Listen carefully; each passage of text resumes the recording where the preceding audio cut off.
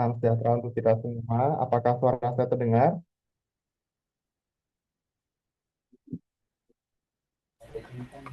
Jelas. Dengar jelas.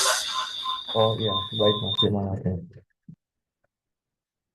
Semoga hari ini kita menerima kebahagiaan dan kabar baik lainnya. Perkenalkan, nama saya Abdul Haris Rizaldi yang akan memandu kegiatan sharing knowledge pada pagi hari ini. Izin mengingatkan kembali kepada Bapak, Ibu, dan rekan-rekan semuanya jika seluruh kegiatan kali ini bisa kita akses pada tautan BPS Papua S garis miring sharing. Mohon maaf, nanti akan dibagikan oleh tim panitia di kolom chat dan juga di grup WhatsApp masing-masing. Jadi, presensi hingga klaim sertifikat ada juga di tautan tersebut. Karena pesertanya sudah mulai banyak, saya izin mulai kegiatannya. Bagi host mungkin bisa uh, mulai recording.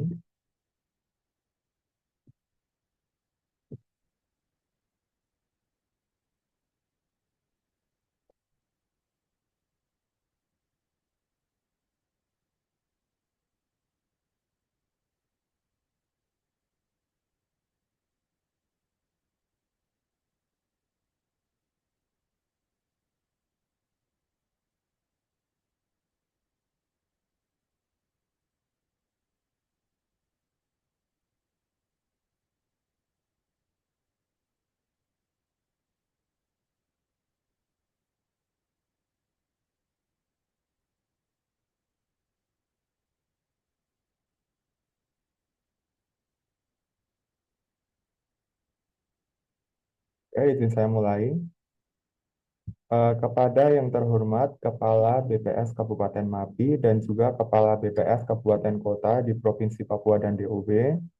Kemudian kepada yang terhormat Ketua Tim Reformasi Birokrasi BPS Kabupaten Mapi, kepada yang terhormat Kepala Subbagian Umum BPS Kabupaten Mapi, kepada yang terhormat narasumber kita pada pagi hari ini yaitu Saudari Munifah Zuhra Almasa. Selamat pagi dan selamat datang pada acara Sharing Knowledge yang telah kita nantikan bersama. Saya Abdul Hafiz Rizaldi yang akan mandu jalannya kegiatan pada pagi hari ini. Pertama-tama, marilah kita panjatkan puji syukur kehadirat Allah SWT karena berkat rahmat dan karunia-Nya kita dapat berkumpul dalam keadaan sehat untuk mengikuti acara yang penuh memperluas wawasan, berbagi pengalaman, serta memperkuat semangat belajar dan kolaborasi di antara kita semua. Dengan adanya forum ini, diharapkan setiap peserta dapat memperoleh inspirasi baru yang bisa diterapkan dalam pekerjaan maupun kehidupan sehari-hari. Para hadirin yang kami hormati, kegiatan ini akan kami bagi menjadi 6 sesi. Sesi pertama yaitu pembukaan yang telah kita lalui. Kemudian sesi kedua yaitu sambutan dari Kepala BPS Kabupaten Mapi. Sesi ketiga adalah acara inti kita. Sesi keempat adalah sesi tanya jawab. Kemudian sesi kelima adalah kuis. Dan sesi keenam adalah penutup. Untuk mengawali rangkaian acara pada pagi hari ini, marilah kita bersama-sama menundukkan kepala, memohon rahmat dan ridho Tuhan Yang Maha Esa agar seluruh kegiatan dapat berjalan dengan lancar dan penuh keberkahan. Kepada petugas doa, kami persilakan untuk memimpin doa.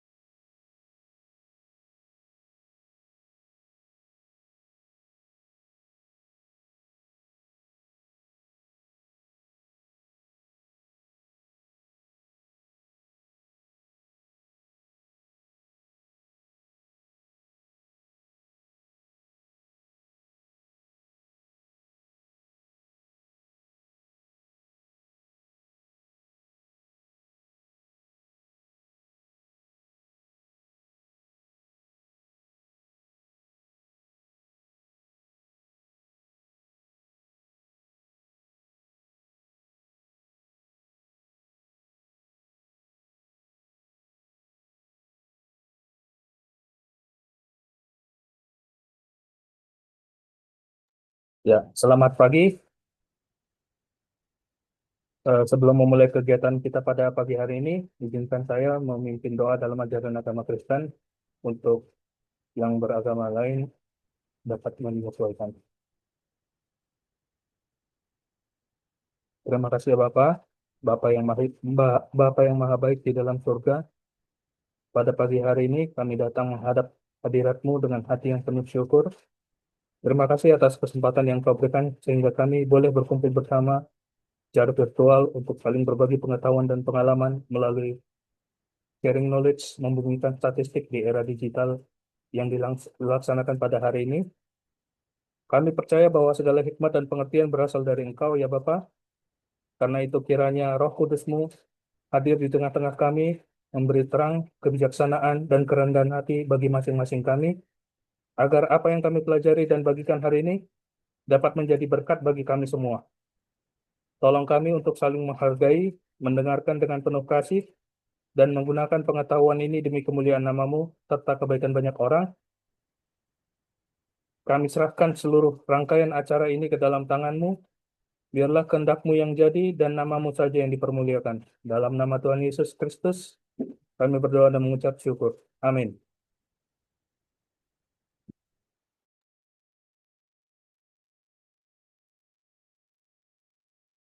Terima kasih kepada petugas doa.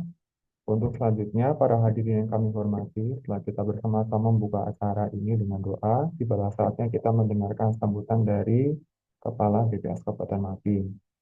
Sambutan ini tentu menjadi arahan sekaligus motivasi bagi kita semua dalam melaksanakan kegiatan sharing knowledge pada pagi hari ini. Untuk itu, dengan penuh hormat kami persilakan Kepala BPS Kabupaten Mapi untuk memberikan sambutan kepada Bapak John Trimer Jaya. Waktu dan tempat dipersilakan.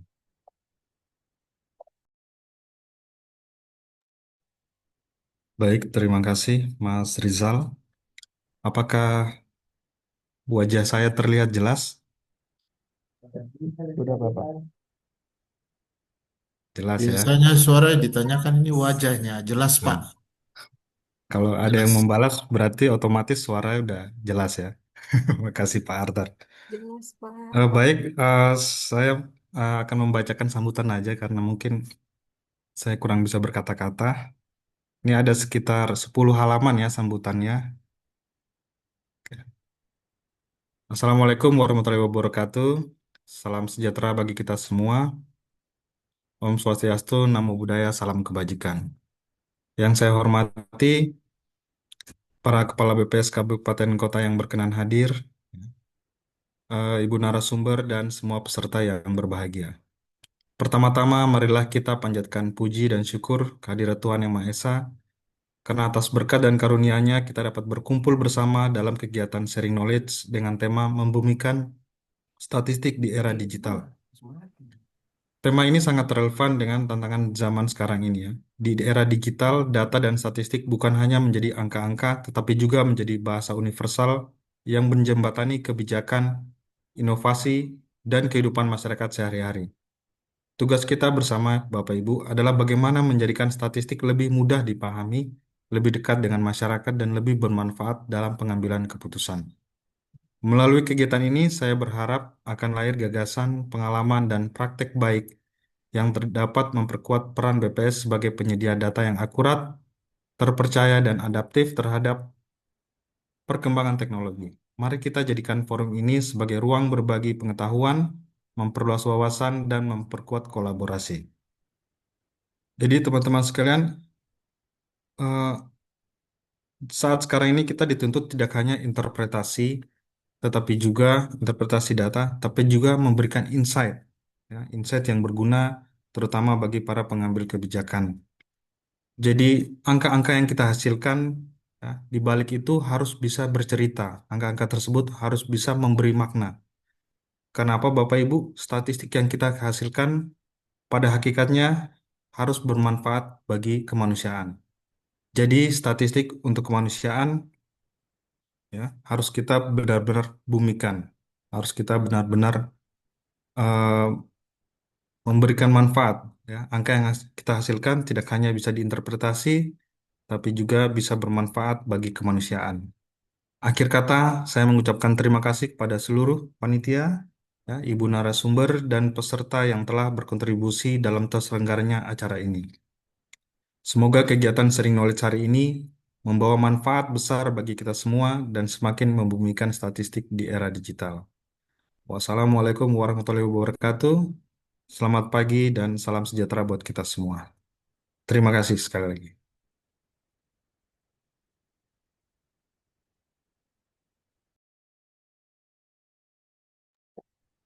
Terima kasih Bapak Sunti Jaya atas sambutan yang telah diberikan. Eh, Hadirin yang kami hormati, sebelumnya jika Bapak Kepala BPS Kabupaten Mapi ada agenda yang perlu dilanjutkan, kami persilakan untuk meninggalkan ruang Zoom.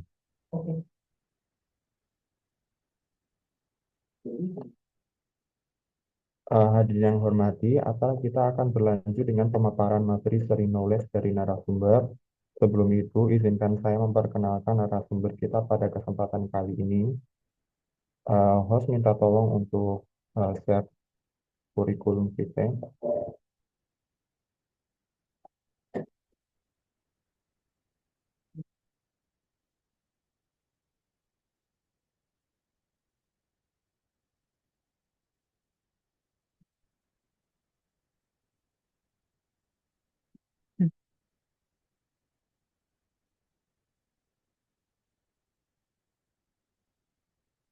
Mungkin bisa ditampilkan CV-nya, Mbak. Ya. Baik, teman-teman. Narasumber kita pada pagi hari ini adalah Mbak Munifah Zuhra. Mbak Munifah Zuhra ini dia adalah statistisi ahli pertama di Staf Biro Perencanaan BPS RI. Untuk saat ini, narasumbernya ini dia punya pengalaman sebagai tim penyiapan materi pimpinan dari tahun 2024 sampai dengan sekarang. Kemudian dari sisi organisasi dan kepanitiaan, saat ini Mbak Munifa punya pengalaman sebagai anggota komunitas Abdi Muda Indonesia, kemudian juga sebagai konten kreator Koalisi Kependudukan Indonesia dan volunteer di Forum Indonesia Muda. Untuk penghargaannya sendiri, Mbak Munifa ini sudah menjadi peserta termuda program Reformers Academy. Kemudian lulusan terbaik IPKM Politeknik Statistika STIS tahun 2023 dan juga sebagai Best Active Participant Young Women Program Scholarship Everyday Education tahun 2023. Untuk riwayat pendidikan sendiri, Mbak Munifa Zura adalah lulusan dari D4 Statistika Peminatan Statistika Ekonomi. Kemudian publikasi yang berhasil Mbak Munifa buat ada terkait comparison of data mining methods in classifying village status of Purwakarta and West Bandung Regencies. Kemudian financial inclusion, economic growth, and poverty in Indonesia with panel simultaneous model approach. Tanpa berlama-lama lagi, mari kita dengarkan materi dari Mbak Munifa Zuhra. Selamat pagi Mbak Munifa. Selamat pagi, Mas Haris. Apakah suaranya terdengar? Ya, suaranya terdengar Mbak. Ah ya, baik. Sebelumnya, Bismillahirrahmanirrahim. Assalamualaikum warahmatullahi wabarakatuh. Selamat pagi, Bapak dan Ibu semuanya. Yang saya hormati, Bapak Kepala BPS Kabupaten Mapi, Bapak dan Ibu Kepala BPS Kabupaten Kota di Provinsi Papua, serta Bapak Ibu yang hadir semuanya di forum ini. Saya awali dengan pantun dulu Bapak dan Ibu, mohon izin ya, bisa ditulis cakepnya gitu ya. Cakep. Belum. Jalan-jalan ke BPS Mapi. Cakep. Ya. Pohon sagu tumbuh berjajar rapi. Artinya, Cakep. Di era digital data makin rapi, mari kita bumikan statistik agar mudah dipahami. Mantap. Mantap Mbak Munifa. Silakan lanjut Mbak. Baik, terima kasih Bapak dan Ibu. Sebelumnya saya mengucapkan terima kasih telah diundang sebagai narasumber di sini. Saya sangat senang sekali Bapak dan Ibu bisa hadir di forum ini karena ini adalah pengalaman pertama saya menjadi narasumber begitu ya Bapak dan Ibu. Sebelumnya saya di Biro Perencanaan dan saat ini mendapatkan penugasan sebagai tim penyiapan materi pimpinan tadi sudah dikenalkan dan khususnya penyiapan materi pimpinan untuk Wakil Kepala BPS RI. Bapak dan Ibu, mohon izin di sini saya akan sharing saja Bapak dan Ibu karena saya paham bahwa Bapak dan Ibu semua tentunya di sini lebih punya banyak pengalaman dan pengetahuan dibanding saya. Saya sedikit sharing saja pengalaman saya Bapak dan Ibu, terutama apa yang saya lakukan di unit kerja pimpinan dan juga beberapa pengalaman saya di Koalisi Kependudukan Indonesia. Saat ini saya ingin menyampaikan Bapak dan Ibu terkait dengan bagaimana bercerita lewat data, membangun makna untuk semua. Bapak dan Ibu hadirin semuanya di sini, sebagaimana yang sudah disampaikan oleh Bapak Kepala BPS Kabupaten Mapi tadi bahwasanya saat ini pimpinan BPS sedang fokus bagaimana BPS tidak hanya sebagai penghasil data statistik, tetapi juga bagaimana kita bisa menghasilkan insight bagi pemangku kebijakan. Bagaimana kita bisa menjelaskan statistik secara mudah, bagaimana akhirnya data-data statistik yang kita sampaikan itu bisa lebih mudah dipahami oleh masyarakat. Boleh next slide? Ya, Bapak dan Ibu, saya ingin mengawali dengan apa yang saya pelajari di dalam publikasinya UNECE tentang Making Data Meaningful, A Guide to Writing Stories About Numbers. Jadi bagaimana kita membuat data-data yang statistik yang kita hasilkan itu menjadi lebih bermakna. Bapak dan Ibu, pertama, statistik saat ini harus bisa bercerita. Jadi statistical storytelling. Karena di era digital saat ini, barangkali Bapak Ibu bisa melihat kondisi saat ini. Misalkan program-program pemerintah seperti program bantuan sosial, sekolah rakyat, kemudian makan bergizi gratis, itu saat ini dikemas dengan bagaimana penerima-penerima manfaat itu, bagaimana penerima manfaat itu merasakan manfaat dari program-program kebijakan pemerintah. Bagaimana kemudian saat ini DTSEN itu digunakan sebagai satu-satunya acuan data yang digunakan untuk bisa memberikan manfaat bagi masyarakat di sekitar. Nah, Bapak dan Ibu, pertama di publikasinya UNECE ini adalah statistical storytelling itu adalah tentang bagaimana kita mengambil perhatian dari orang-orang. Barangkali Bapak dan Ibu, saya izin juga di sini sambil interaksinya biar dua arah ya. Barangkali Bapak dan Ibu, saya ingin tahu pandangan Bapak dan Ibu kira-kira melihat gambar yang di sebelah kanan. Ada seorang anak kecil sedang memegang sarapannya gitu ya. Kira-kira apa yang Bapak Ibu bisa ceritakan dari gambar yang sebelah kanan? Apakah ada Bapak dan Ibu yang berkenan untuk sharing ataupun dituliskan di kolom chat juga tidak apa-apa Bapak dan Ibu. Mungkin saya sembari menunggu bisa dituliskan di kolom chat atau saya tanya ke Mas Haris deh. Biasanya nih moderator. Mas Haris, kira-kira menurut Mas Haris, gambar yang sebelah kanan ini, anak-anak yang lagi megang sarapannya, apa yang bisa Mas Haris ceritakan dari gambar itu? Ya, ada anak SD, dia Ya, mengonsumsi makanan yang 4 sehat 5 sempurna, ada apel, tentunya ada vitaminnya, kemudian roti yang mengandung karbohidrat dari gandum, kemudian di dalamnya juga ada sayurannya, kemudian ada pelengkap susu. oke. Sip. Kalau kira-kira nih Mas Haris, kan biar bisa orang paham langsung dari satu gambar itu, kira-kira headline dari gambar ini, Mas Haris, kira-kira apa? Satu kalimat aja untuk gambar ini. Di chat ada misalnya anak sekolah baru dapat MBG, itu kan headline ya. Kalau dari Mas Haris, kira-kira headline-nya gimana? makan bergizi gratis untuk Indonesia Maju. Oke, luar biasa. Jadi kan ini ya langsung eye catching gitu ya. Jadi ada anak sekolah yang baru dapat MBG, program makan bergizi gratis untuk Indonesia Maju. Ada lagi dari anak usia sekolah sebelum berangkat sekolah sarapan roti, susu dan buah. Oke, anak yang kuat makan bergizi gratis untuk Indonesia sehat ya. Luar biasa ya. Itu adalah hal yang pertama kali inti yang ketika orang ngelihat nih, oh ini adalah program MBG, MBG untuk Indonesia sehat atau program MBG untuk Indonesia maju.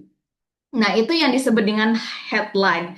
Jadi biasanya orang pertama kali kecenderungannya adalah melihat apa sih headline. Biasanya orang ngelihat berita pertumbuhan ekonomi triwulan 3 itu lebih tinggi dibandingkan pertumbuhan ekonomi tahun-tahun sebelumnya, pecah rekor gitu ya. Jadi ada headline, ada gambar yang bisa divisualisasikan, yang bisa langsung ditangkap oleh orang-orang.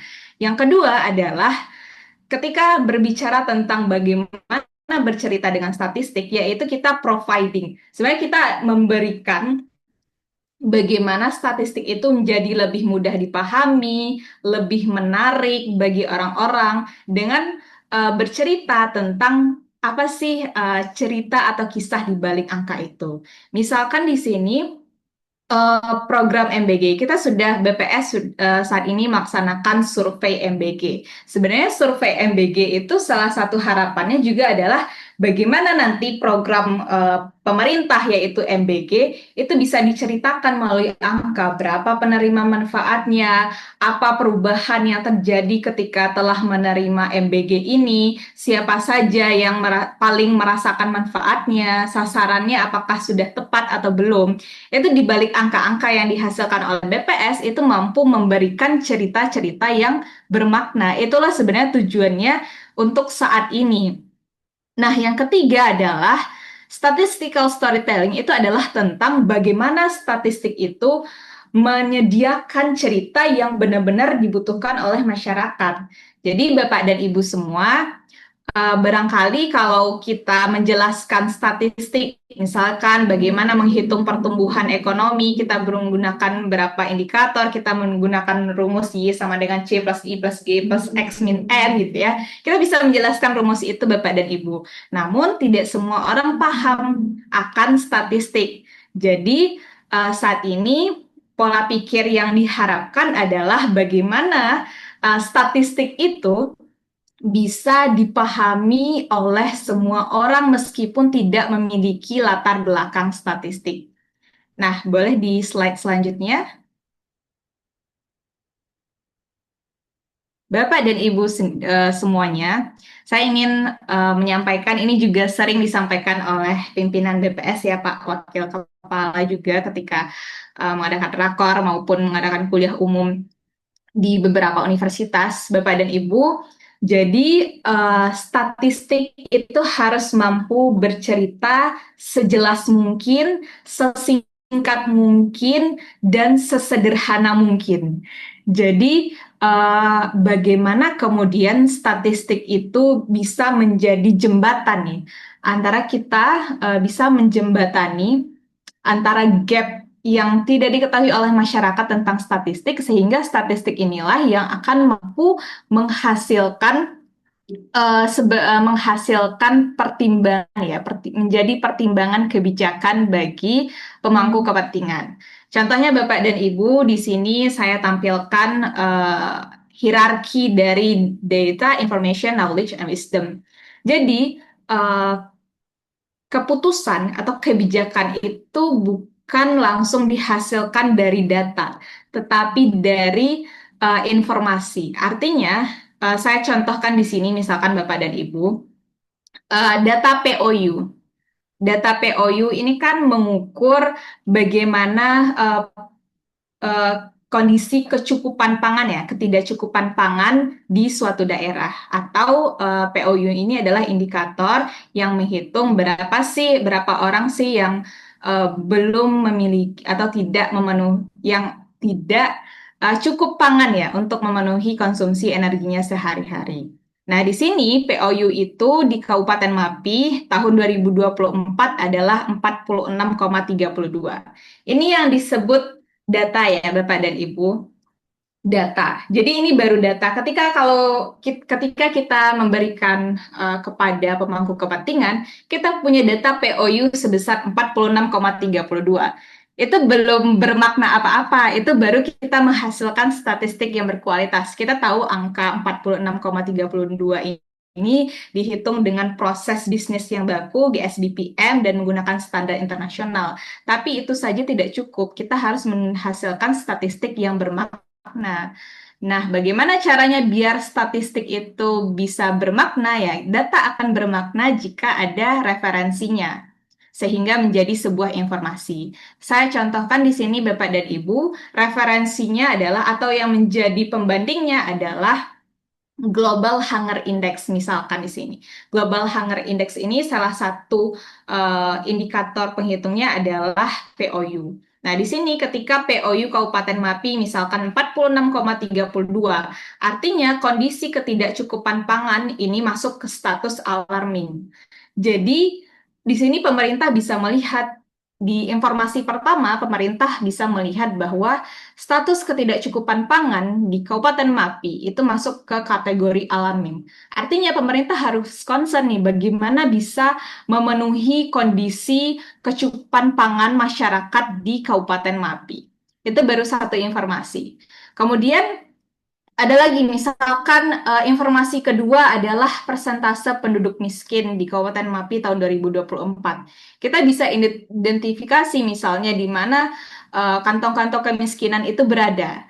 Lalu dari informasi misalkan POU, informasi kemiskinan, kemudian ada lagi informasi tentang sanitasi layak atau sebagainya, sehingga dari informasi-informasi yang ada ini dibentuklah sebuah pengetahuan bahwasanya kondisi ketidakcukupan pangan itu lebih banyak berada di masyarakat-masyarakat yang memang kondisinya miskin ekstrim, dan juga di rumah tangga yang misalnya adalah female breadwinner yang lagi booming juga saat ini Bapak dan Ibu, bahwa ternyata kepala rumah tangganya itu adalah perempuan. Maka inilah sasaran pertama untuk pemerintah daerah Kabupaten Mapi supaya menargetkan misalnya program MBG. Misalnya untuk memenuhi kecukupan pangan maka diperlukan makan bergizi gratis.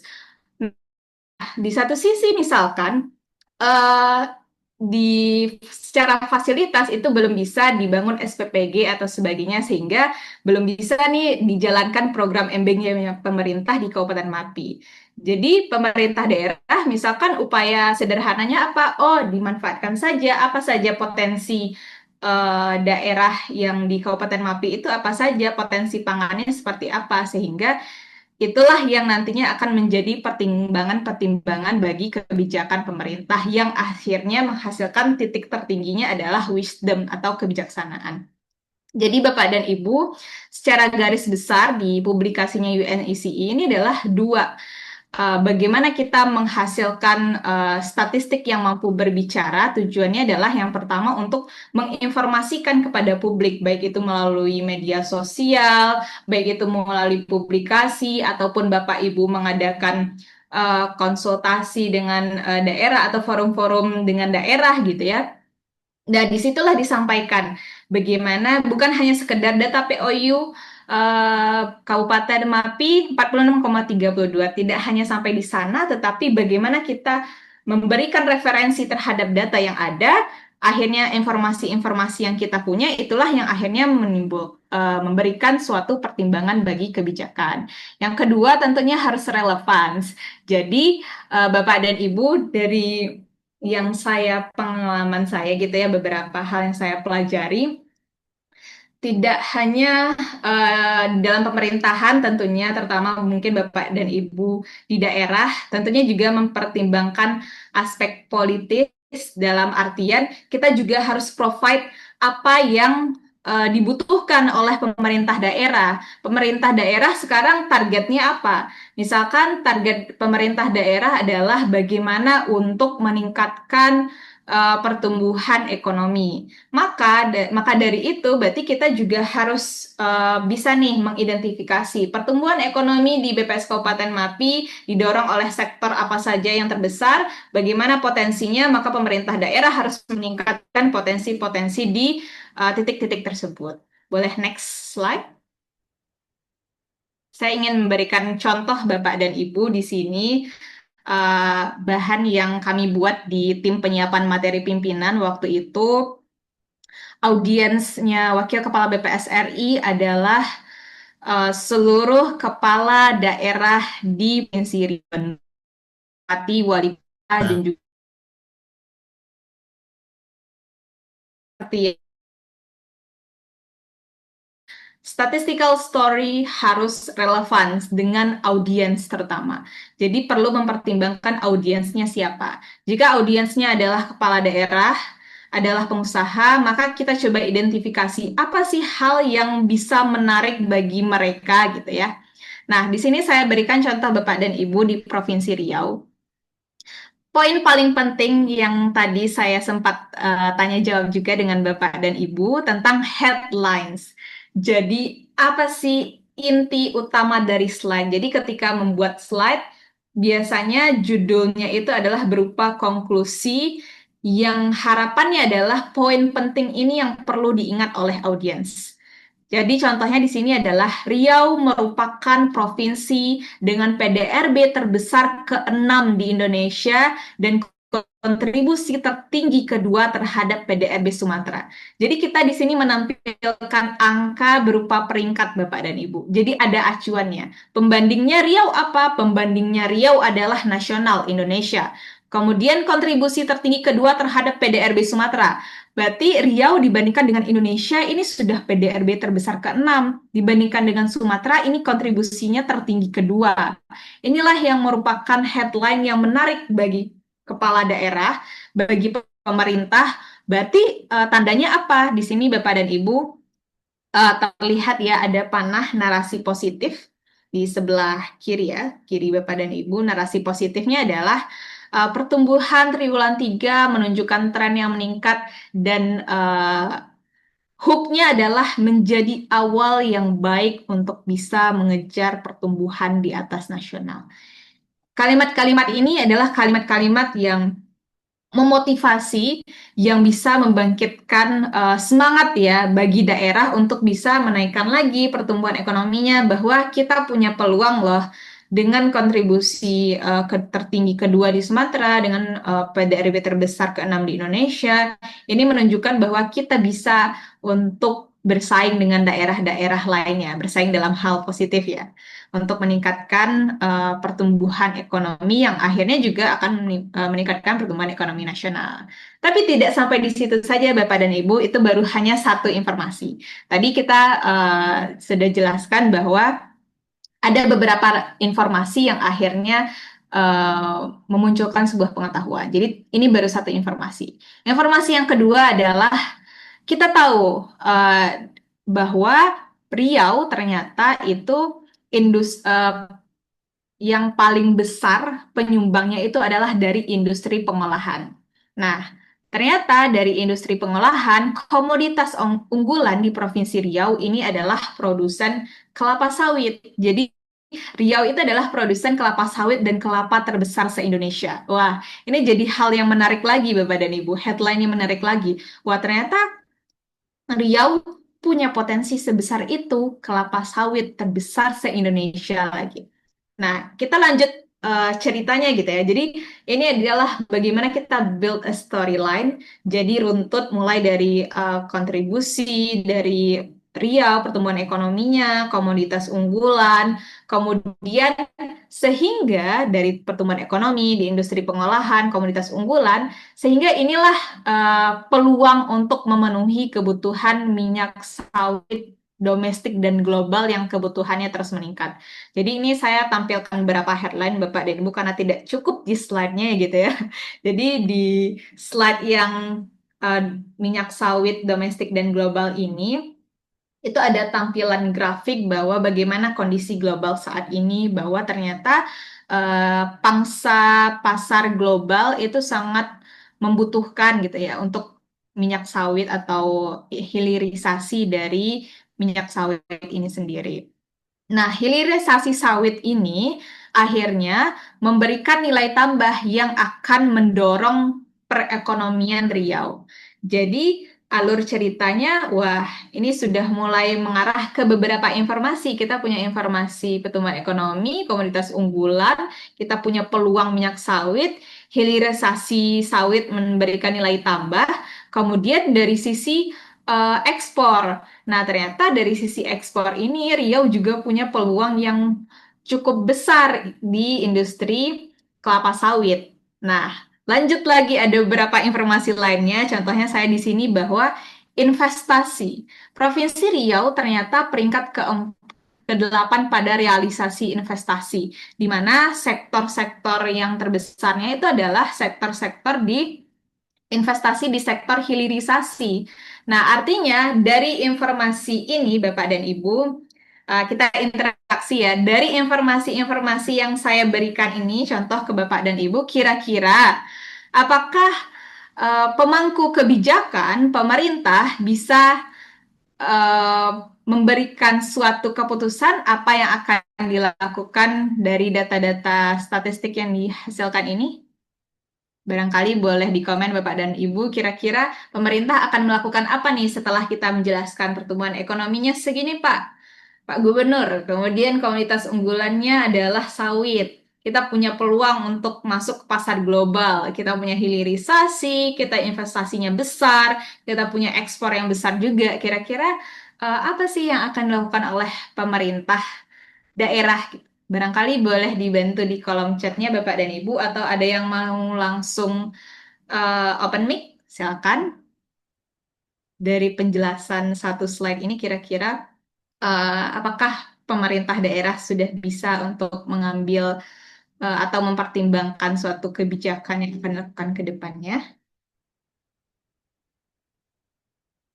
Memfasilitasi untuk penjualan ke daerah. Oke. Ada lagi? Membuat kawasan ekonomi khusus.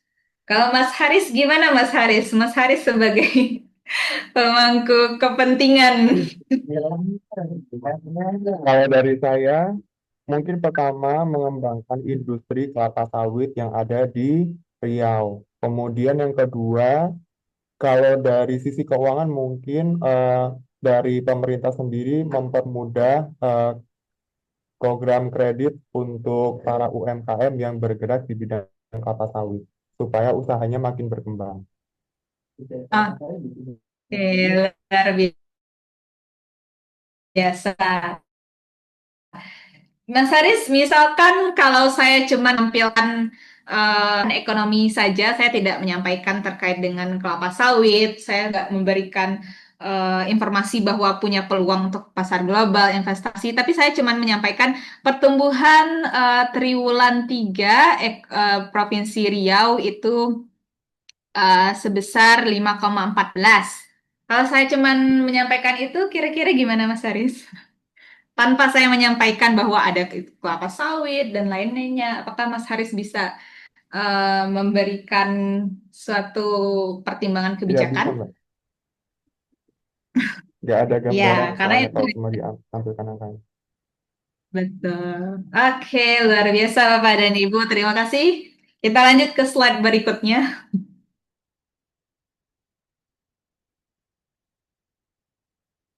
Oke, Bapak dan Ibu, itu tadi saya bercerita contoh bagaimana ketika melakukan paparan di Pemda ataupun dinas-dinas. Di sini saya beralih ke versi yang anak muda Gen Z banget gitu, yang berkaitan dengan media sosial.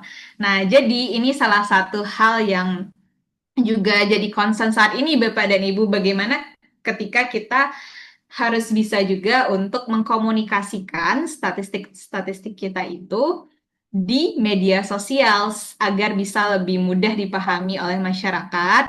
Karena apalagi saat ini ya Bapak dan Ibu, di era digital saat ini, personal branding ataupun maupun konten kreator itu sangat booming sekali saat ini. Nah, kita juga harus bisa nih, BPS juga harus bisa menghasilkan konten-konten di media sosial yang bisa memberikan insight bagi masyarakat, tidak sekedar menunjukkan pertumbuhan ekonomi kita sekian, angka IPM sekian, tapi juga apa sih makna di balik angka-angka itu.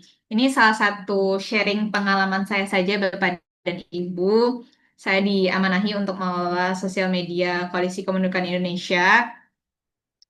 Ini ketua umumnya juga Pak Wakil Kepala BPS RI. Jadi di sini saya mencoba belajar ya. Sebelumnya Bapak dan Ibu, kalau boleh saya bercerita sedikit, saya belum punya pengalaman sebelumnya untuk menulis atau bercerita statistik ini. Jadi sejatinya saya pun juga sedang belajar Bapak dan Ibu, dan praktik ya, praktik yang saya lakukan, pengalaman inilah yang kemudian mengasah pola pikir saya dan melatih sense of data. Karena ini eh, awal-awal pun saya juga menjadi tantangan gitu ya, karena biasanya kita hanya berbicara ketika kuliah itu naik turun. Pertumbuhan ekonomi triwulan 3 naik dari tahun sebelumnya atau mengalami perlambatan. Kemudian misalkan ini signifikan, ini variabel variabel tingkat pengangguran signifikan mempengaruhi kemiskinan. Jadi kita barangkali sering berbicara tentang signifikansi, variabel yang pengaruhnya positif, naik sekian, turun sekian. Tapi bagaimana kemudian kita bercerita lewat data? Tadi yang sudah sempat juga disampaikan oleh Bapak Kepala BPS Kabupaten Mapi bahwa statistics for humanities, statistik untuk kemanusiaan, karena sejatinya setiap angka-angka di sini mengandung cerita kemanusiaan di baliknya. Salah satu contohnya Bapak dan Ibu barangkali yang sedang ramai saat ini adalah misalkan isu-isu tentang perselingkuhan, perceraian itu yang lagi booming sekali saat ini Bapak dan Ibu. Ini salah satu contoh yang saya buat di Koalisi Kependudukan Indonesia. Barangkali Bapak dan Ibu di sini bisa follow gitu ya Instagram Koalisi Kependudukan. Barangkali bisa bermanfaat juga bagi Bapak dan Ibu untuk ATM ya, amati, tiru, dan modifikasi konten-kontennya. Boleh di next, saya berikan salah satu contoh. Nah, di sini Bapak dan Ibu, kita interaksi lagi ya. Kira-kira dari gambar, dari foto ini, foto di bagian satu topik atau tema. Ini kan ada foto dua orang ya. Kira-kira apa yang terlintas bagi Bapak dan Ibu ketika melihat foto dua orang ini? Boleh dituliskan di kolom chat. Atau ada yang mau open mic? Kalau nggak open mic, saya tanya-tanya lagi ke Mas Moderator. Ada? Kira-kira dari gambar dua orang ini nih yang sempat viral.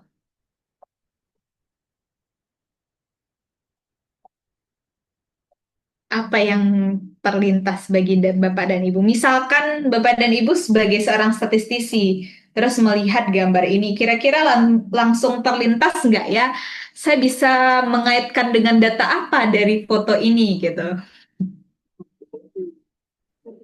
Kayaknya dibeli sama yang di bawah itu, perceraian. Ya, siap. Terima kasih, Pak. Betul. Jadi kan lagi rame ya waktu itu tentang ini, foto ini gitu ya. Manis di awal. Yes, siap.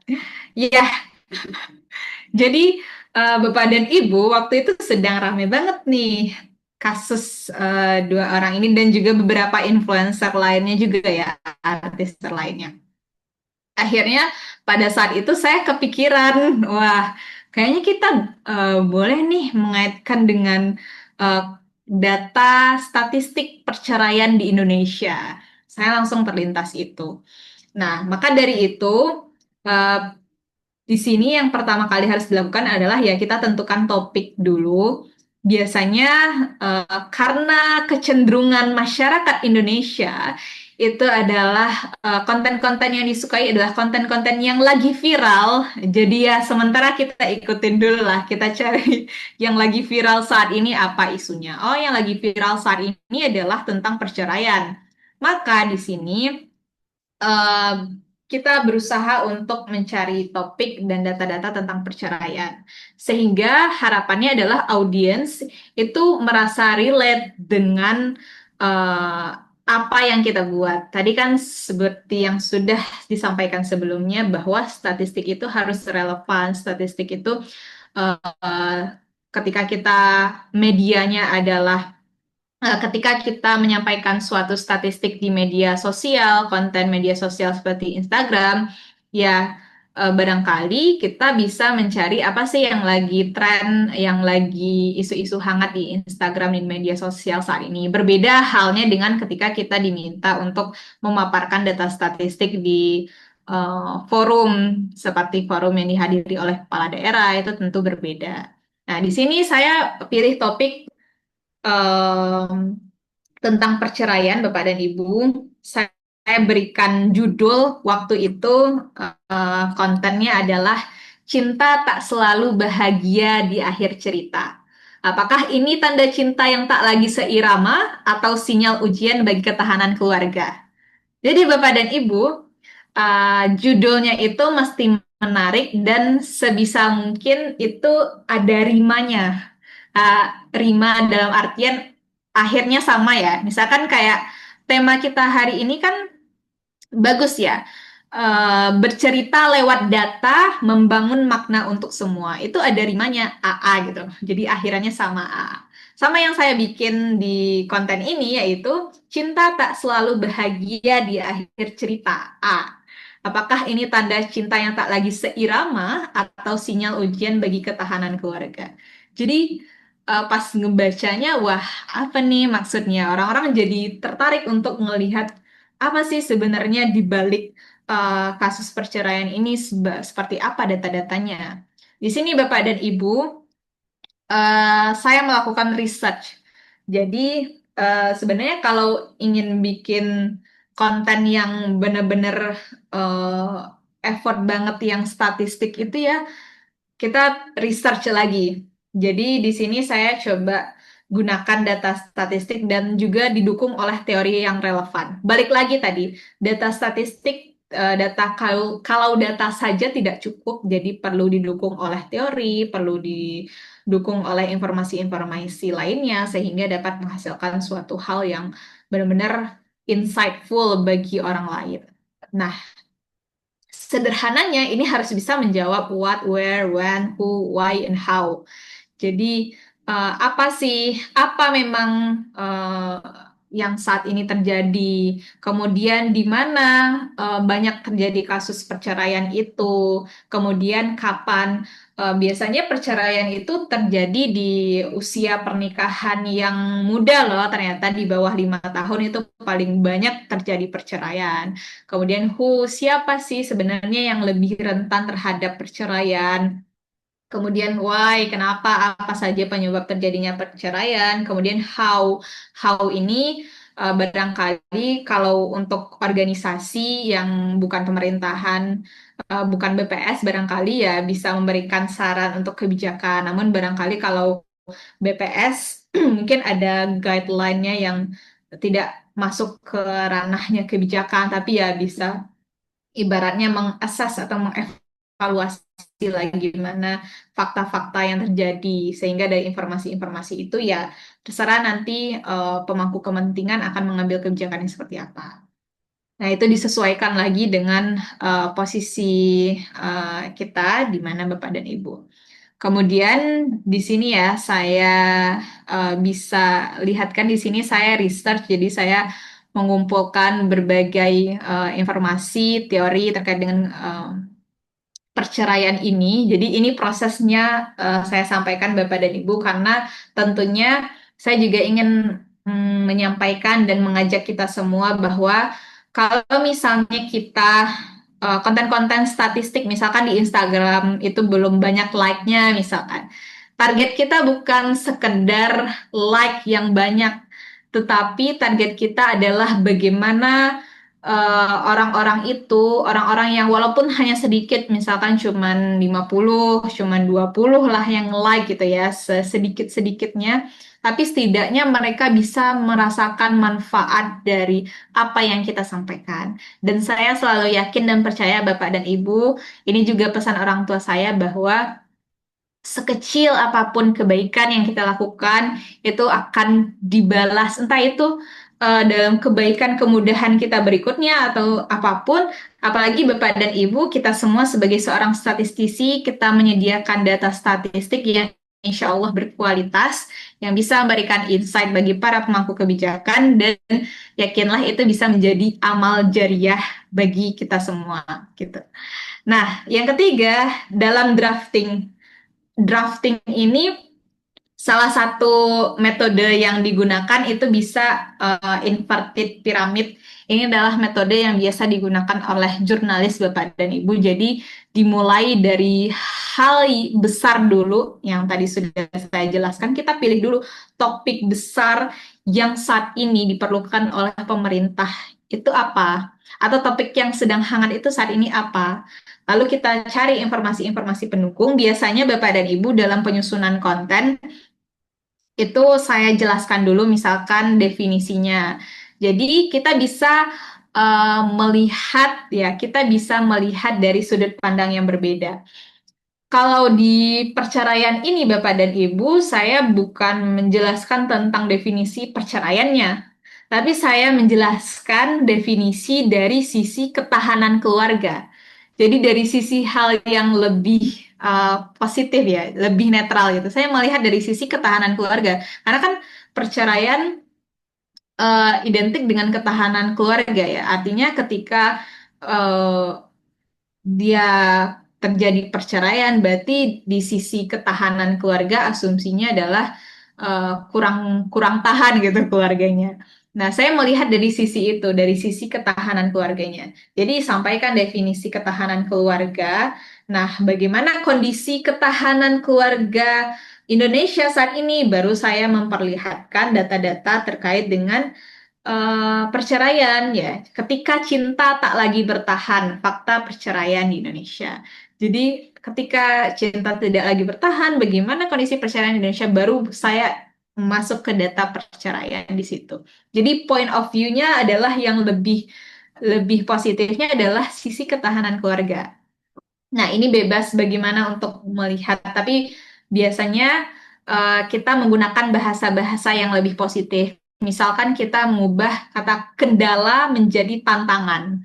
Jadi lebih lebih ada hal yang untuk memotivasi. Kita bukan berbicara tentang ini salah, ini kekurangan, tapi kita bilang bahwa ini masih ada ruang untuk pengembangan. Jadi seperti itu.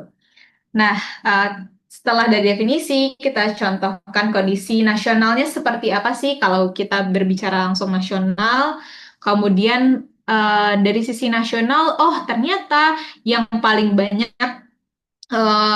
perceraian itu malah karena cerai gugat gitu ya. Artinya perempuan nih yang lebih banyak mengajukan cerai dibanding laki-laki. Dan memang faktanya sendiri seperti itu.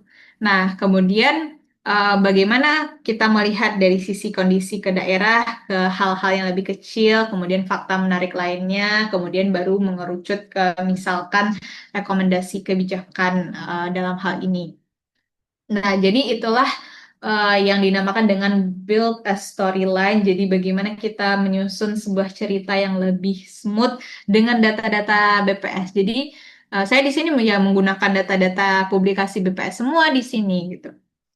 Nah, barangkali Bapak dan Ibu misalkan di BPS Kabupaten Mampi, contohnya misalkan saya juga pernah bikin tentang kecukupan pangan anak Indonesia, disajikan misalkan tadi informasi dari POU Kabupaten Mapi sekian, kemudian ada lagi informasi lain kemiskinan ini, kemudian ketika indikator itu bergabung ditemukanlah satu titik bahwa ini yang menjadi potensi atau hal pertama yang mesti diberikan intervensi kebijakan.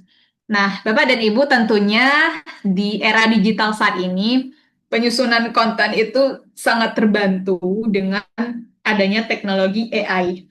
Jadi Ini untuk efisiensi dari segi waktu, karena pasti di BPS itu kerjaannya sangat banyak sekali yang harus dikerjakan, terutama di daerah ya. Dan saat ini kita bisa terbantu oleh ChatGPT. Kemudian saya di sini menggunakan ChatGPT, kemudian Microsoft Copilot. Microsoft Copilot ini bisa digunakan juga untuk membantu, misalkan waktu itu saya nyoba untuk bikin peta, bisa di Microsoft Copilot, ChatGPT, kemudian Gemini AI, kemudian bisa juga menggunakan eh, kalau untuk mencari teori-teori itu Perplexity ya, saya lupa. Pokoknya sangat banyak sekali teknologi AI yang bisa digunakan saat ini yang tentunya itu bisa untuk membantu proses penyusunan dari sisi kontennya. Dan ini ada satu hal yang tidak bisa digantikan oleh AI sepenuhnya menurut saya Bapak dan Ibu, yaitu kreativitas dan sense of data tadi. Karena ya AI kan sistemnya ya dia belajar ibaratnya machine learning kan, dia belajar dari hal-hal yang sudah dilakukan sebelumnya dan menurut saya tidak bisa sepenuhnya digantikan terkait dengan kreativitas dan rasa. Karena kan berbicara statistik kemanusiaan, bicara soal rasa juga. Jadi bagaimana menyampaikan sesuatu itu bisa lebih menyentuh bagi masyarakat ya menurut saya itu belum bisa sepenuhnya digantikan oleh AI. Next. Nah, eh, ini Bapak dan Ibu, saya ingin menyampaikan bahwasanya kolaborasi dan sinergi ini menjadi penting dan barangkali ya Bapak dan Ibu semuanya sering mendengar juga pimpinan BPS menyampaikan 5 budaya organisasi, itu salah satunya adalah KKD ya. Nah, ini memang saya implementasikan di organisasi Koalisi Kependudukan khususnya, yaitu untuk memperkuat jejaring dan perluas kolaborasi serta sinergi dengan stakeholders terkait. Barangkali Bapak dan Ibu, misalkan di konten-konten Instagram, Bapak dan Ibu itu bisa collab dengan akun Instagramnya Pemda juga, ataupun organisasi yang ada di kabupatennya Bapak dan Ibu, dan juga kolaborasi tidak hanya tentunya lewat media sosial, tapi juga membangun kolaborasi dan sinergi secara langsung ya, misalkan dengan mengadakan pertemuan, pasti sering Bapak Ibu melakukan pertemuan dengan Pemda-Pemda, kemudian sampaikan bagaimana insight dari statistik, karena saat ini kolaborasi dan sinergi inilah yang menjadi kunci. Salah satu contoh postingan saya di sini itu kolaborasi dengan organisasi yang saya ikuti, Abdi Muda Indonesia. Kalau untuk genre Indonesia saya tidak masuk ke organisasi ini, cuman waktu itu konten saya alhamdulillah diapresiasi positif oleh genre Indonesia sehingga mereka minta untuk kolaborasi ya. Saya terima kesempatan itu dan alhamdulillah dengan kolaborasi dan sinergi tadi harapannya adalah statistik yang kita hasilkan bisa semakin berdampak dan bermanfaat bagi banyak orang. Boleh next? Ini slide terakhir Bapak dan Ibu. Sepertinya kurang lebih cukup waktunya ya 1 jam saya menyampaikan. Jadi di sini Bapak dan Ibu, saya sebagai kalimat penutup bahwa memaknai statistik bukan sekedar menyajikan data, tetapi menemukan cerita di baliknya. Karena setiap angka yang dihasilkan mengandung sisi kehidupan manusia, Bapak dan Ibu. Dan yang ingin saya sampaikan juga, hal penting yang tidak dapat digantikan sepenuhnya oleh AI adalah kreativitas manusia dan juga rasa kemanusiaan itu sendiri. Jadi AI bisa kita gunakan untuk mempermudah pekerjaan kita lebih efektif dan efisien, namun kita tetap harus mengedepankan sisi-sisi kemanusiaan dalam menghasilkan data statistik kita dan juga memberikan insight yang lebih bermakna bagi pemangku kepentingan.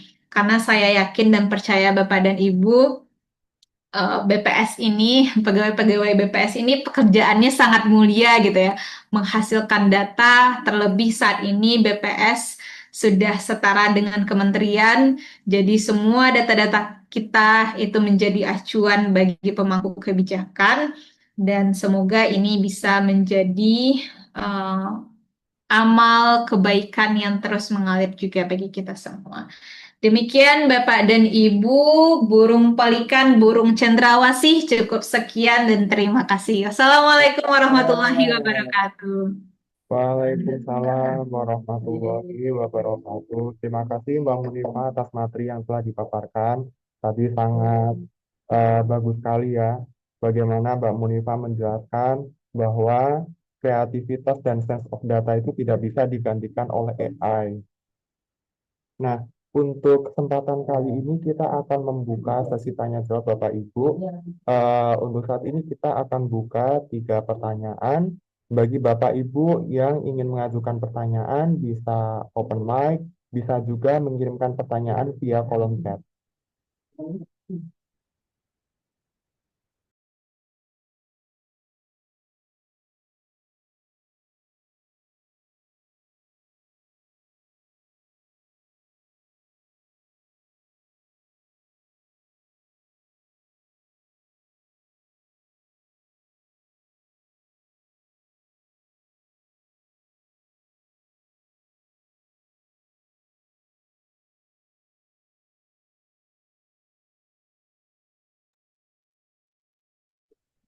Mbak Munifa, ini ada pertanyaan dari peserta Mbak. Ada 2 poin pertanyaan. Pertanyaan pertama terkait narasi positif, Mbak. Narasi positif ini sering disalahartikan oleh banyak masyarakat yang awam, bahkan bagi kita yang statistisi. Hal yang kurang dikemas jadi hal baik tapi sulit. POV Kak Almas sebagai seorang statistisi atau bagian dari BPS, bagaimana menyikapi fenomena yang sisi positifnya masyarakat makin melek dalam artian kritis data. Lalu share pengalaman selama jadi tim penyiapan materi pimpinan yang bisa jadi dilema juga.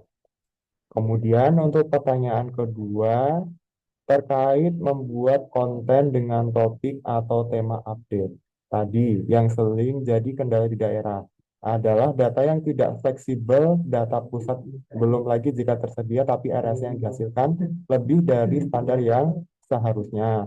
Kira-kira ada insight yang mungkin bisa dibagikan oleh Kak Almas, apa yang bisa kita lakukan dan tentunya tetap mengikuti kaidah statistik yang ada.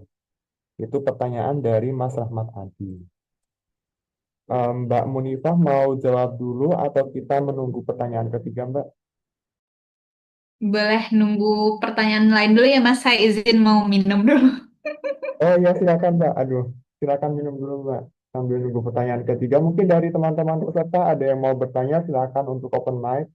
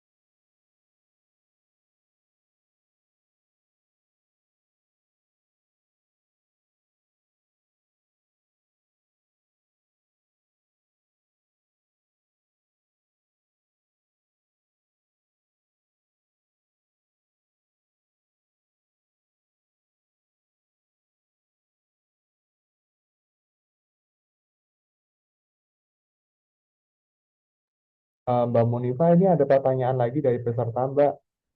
Pertanyaan ketiga, ini yang ditanya, boleh di-share Mbak tipsnya jika harus menampilkan data yang membuat citra suatu wilayah atau Pemda terkesan negatif, misalnya data kemiskinan, apa yang sebaiknya dilakukan? Oke Mas, ini langsung saya jawab ya. Ya, silakan Mbak, silakan.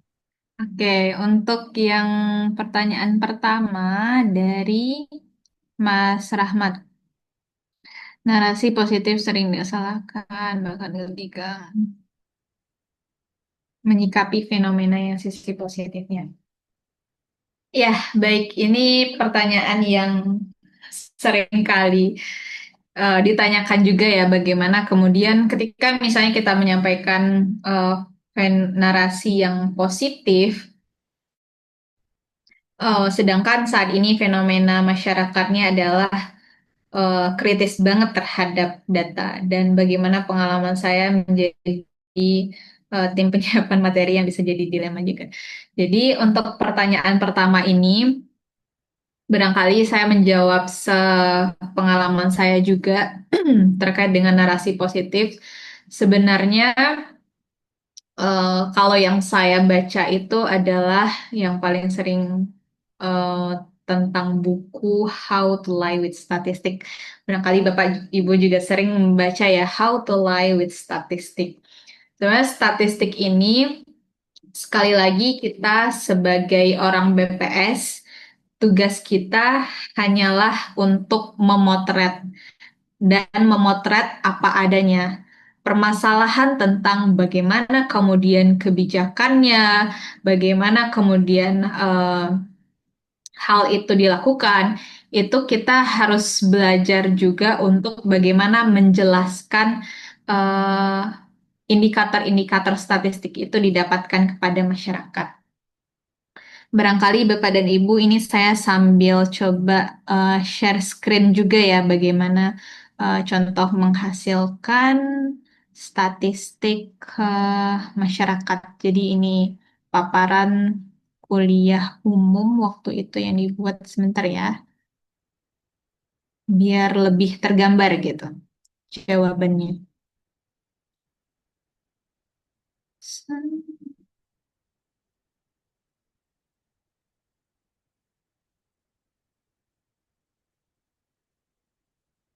Sorry. Oke, sebentar.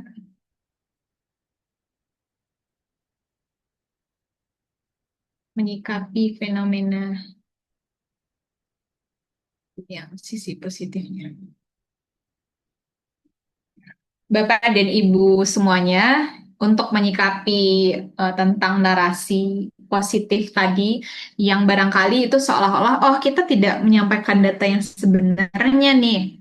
Bahwa misalkan, contohnya saja mungkin kita langsung by example aja ya Bapak dan Ibu, kita langsung contoh pertumbuhan ekonomi di Indonesia itu harusnya tidak segitu, karena masyarakat saat ini tidak merasakan pertumbuhan ekonomi yang 5,12% itu gitu. Masih banyak masyarakat yang susah. Kenapa narasinya sangat positif, ekonomi kita tumbuh dan sebagainya. Bapak dan Ibu, sekali lagi bahwasanya kita sebagai insan BPS, tugas kita adalah memotret apa adanya. Ibaratnya itu kalau kita ibaratnya itu ketika kita sebagai juru kamera, kita foto orang.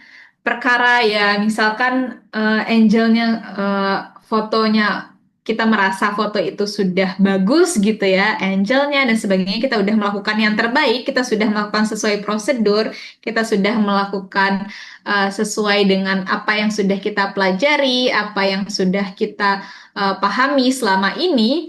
Terus orangnya tetap komen, ini nggak bagus, ini jelek fotonya. Ya, sekali lagi kita tidak bisa mengontrol itu. Itu adalah hal yang berada di luar kontrol kita.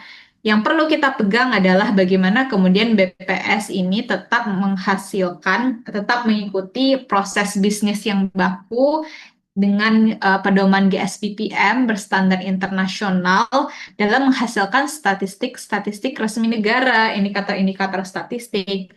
Kalau kita ingin menarasikan secara positif tadi misalkan contohnya tadi datanya itu sebentar kurang, terus kemudian kita ubah jadi kita kemas jadi baik tapi sulit, atau kita bahasakan dengan masih ada ruang yang perlu dikembangkan, itu tidak masalah gitu. Karena sekali lagi, apa yang disampaikan kepada masyarakat itu sebenarnya sudah ada panduannya di publikasi UNECE bahwa kita menarasikannya secara positif dan juga kita harus bisa untuk memberikan rekomendasi kebijakan juga, menyampaikan informasi-informasi.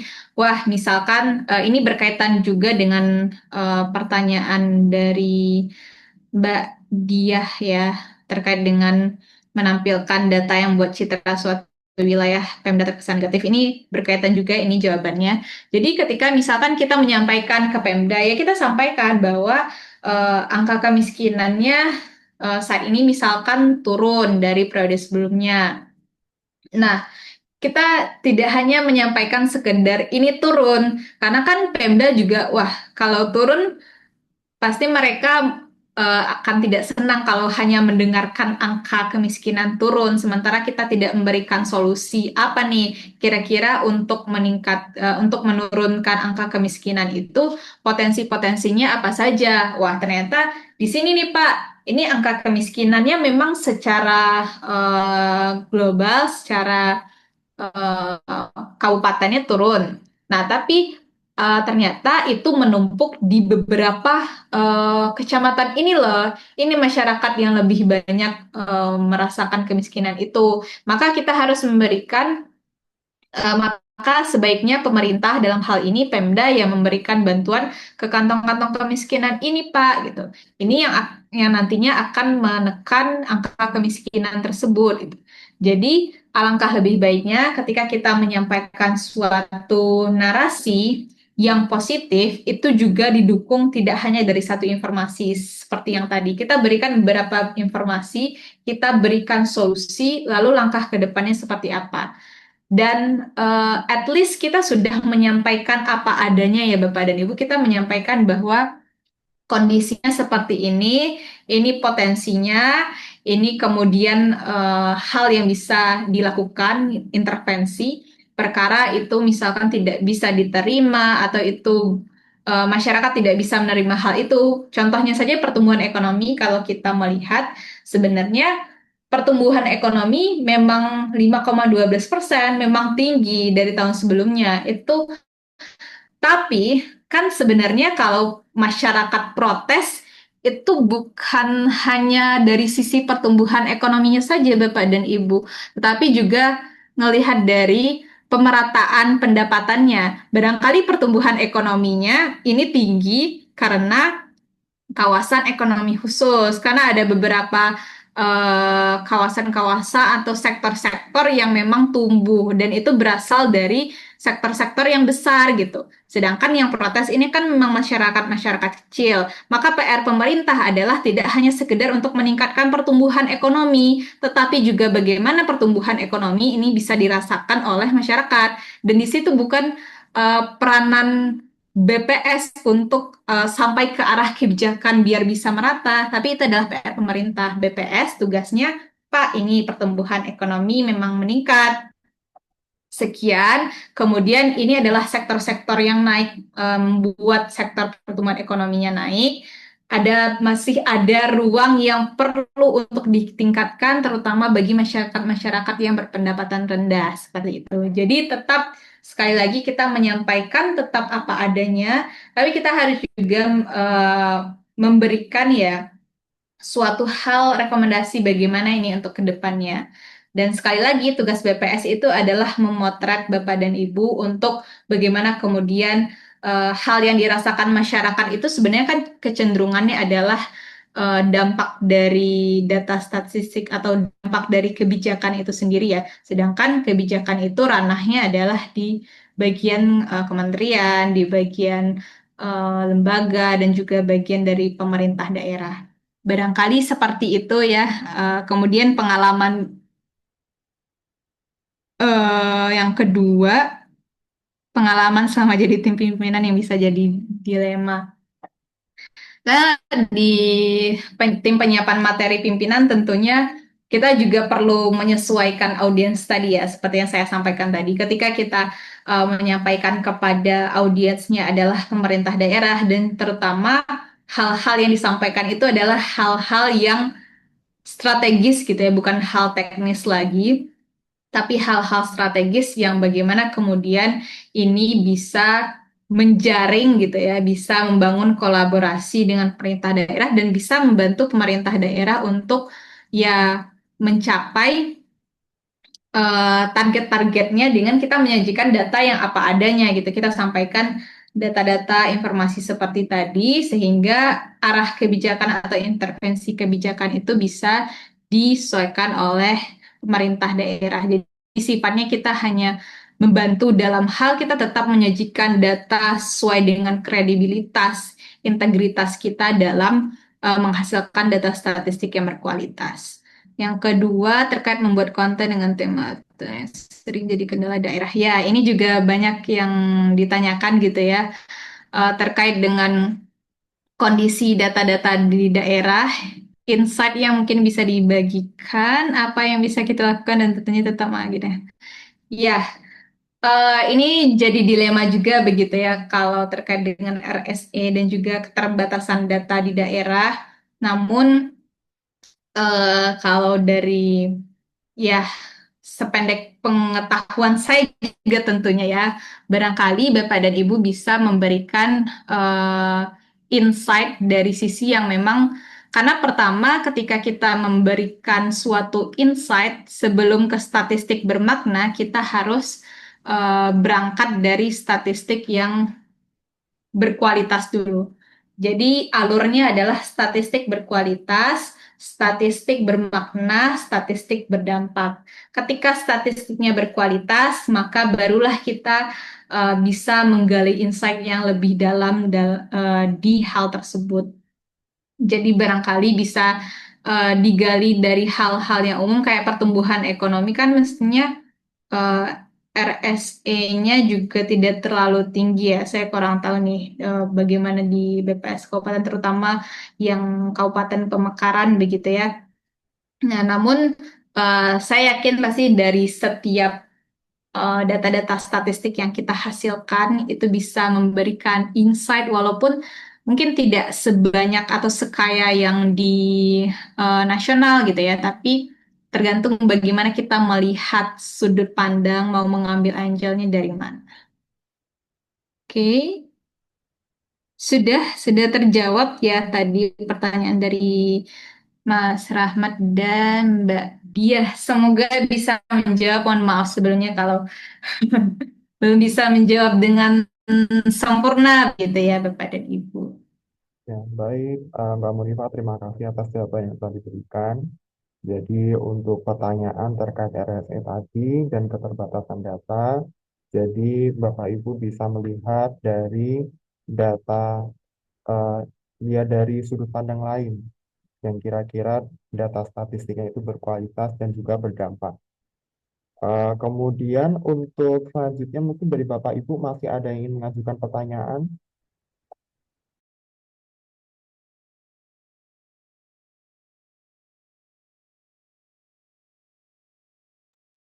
Jika tidak ada, maka kita akan lanjut ke sesi kuis. Jadi nanti Bapak Ibu akan kami minta untuk join kuis via Kahoot. Mungkin Mbak Salma bisa share screen dulu.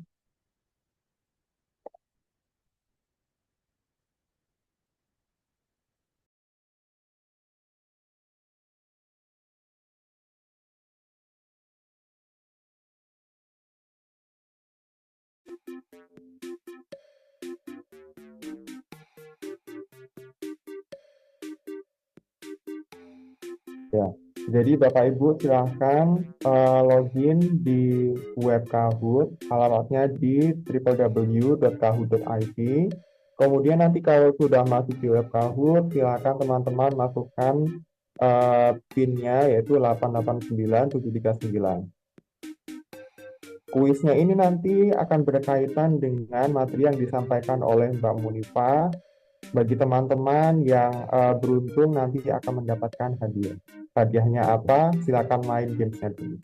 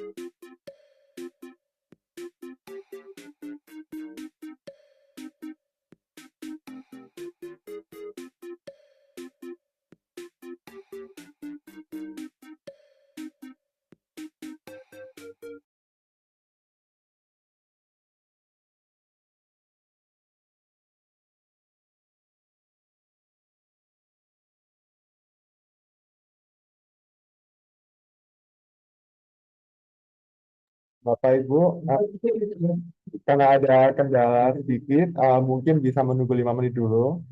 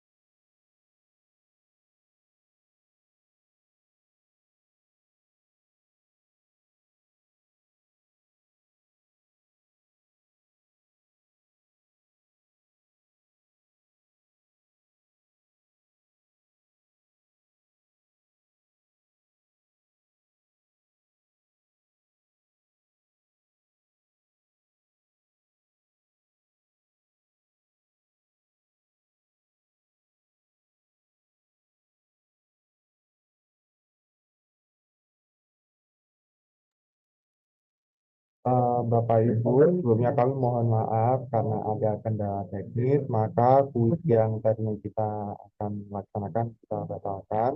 Sebelumnya kami menyampaikan mohon maaf yang sebesar-besarnya kepada teman-teman. Karena kuis ditiadakan, maka saya izin merangkum materi yang tadi sudah disampaikan dari Mbak Munifah. Pertama, terkait headline. Orang pertama kali melihat headline dan gambar yang langsung bisa ditangkap oleh orang. Kemudian kita memberikan bagaimana statistik supaya bisa diterima oleh semua orang dengan menceritakan kisah di baliknya. Kemudian tidak semua orang paham akan statistik. Nah, bagaimana cara statistik bisa ditangkap oleh semua orang yang belum mengenai statistik ada tugas kita. Ya, mungkin dari kami itu dulu. Sebelumnya kami mengucapkan terima kasih kepada Mbak Munifah Zura karena telah menyempatkan waktu untuk mengisi materi pada seri nulis pada kesempatan kali ini. Eh, Jangan lupa bagi rekan-rekan untuk mengisi presensi dan klaim sertifikat di link bpspapua.com/sharing dengan kode uniknya yang telah disampaikan di kolom chat. Itu saja yang bisa kami sampaikan. Eh, Untuk sesi penutup, saya persilakan kepada host untuk mengambil dokumentasi. Jadi Bapak Ibu diminta untuk mengaktifkan kamera.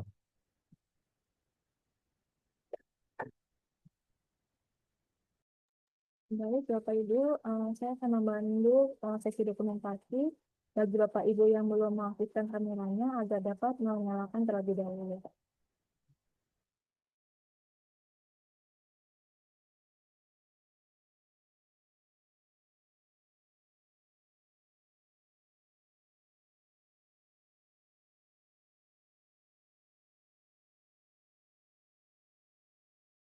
Baik, Bapak Ibu, karena di sini ada 4 slide, mungkin bisa mempersiapkan pose terbaiknya. Saya mulai dari slide yang pertama. 1, 2, 3. Baik, untuk slide kedua. 1, 2, 3. Untuk slide yang ketiga, kebetulan banyak yang on take off cam. Mungkin itu saja. Terima kasih. Saya kembalikan ke moderator.